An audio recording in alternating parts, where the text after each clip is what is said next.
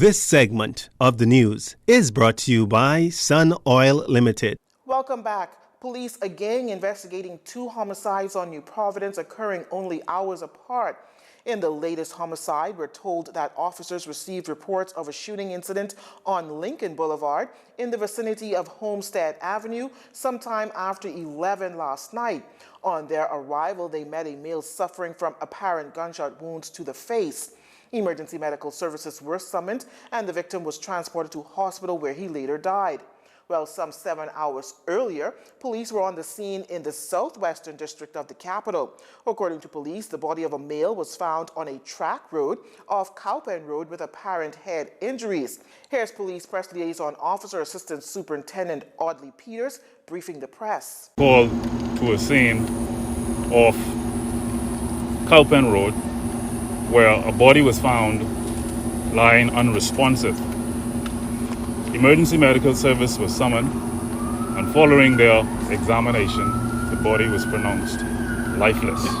Based on evidence, it appears that the body was recently left here. ASP Peters says the victim appears to be in his late 20s or early 30s. We're appealing to members of the public who may have any information to assist us with the identifying of the victim and his whereabouts. Someone is aware that a family member, and particularly a male, is missing or haven't been seen for the last 12 to 24 hours, to let the police know and possibly be able to identify this victim so that we can make some headway with the investigation. Police are appealing to members of the public who may have any information on either homicide to contact police at 502-9991 or 2.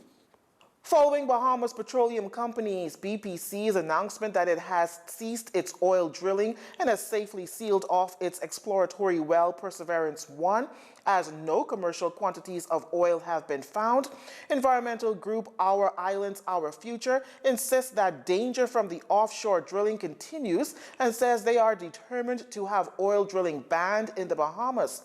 For more on this story, we go to our Tyler Simonet.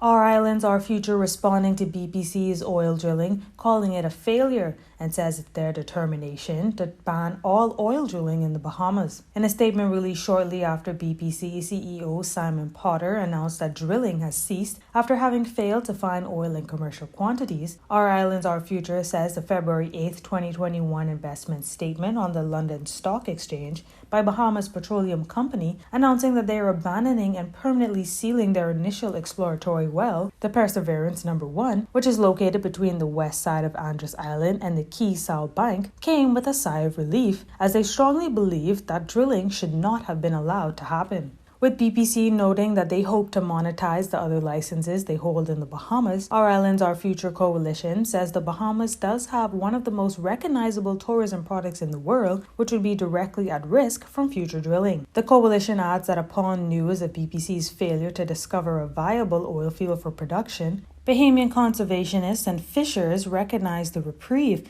but emphasizes that this does not yet mean our resources are fully secured. Kasarina McKinney-Lambert, the executive director of Bahamas Reef Environment Educational Foundation, or BREEF, says we need a full moratorium on oil exploration and extraction in Bahamian waters, noting that the drilling that took place over the past 48 days caused considerable damage to the seafloor and was a clear threat to our waters and our economy and that of our neighbors. She adds that it was a risk to the well-being of the ecosystems and the Bahamian people who depend on healthy oceans for tourism and fisheries, and ultimately our way of life. She contends that this will send the message to the world that they take the protection of the environment seriously, that they care about the people, and that they are serious about building a climate-resilient future. For JCN News, I'm Tyler Simonet. You're watching JCN News. Stay with us. This segment of the news has been brought to you by Sun Oil Limited.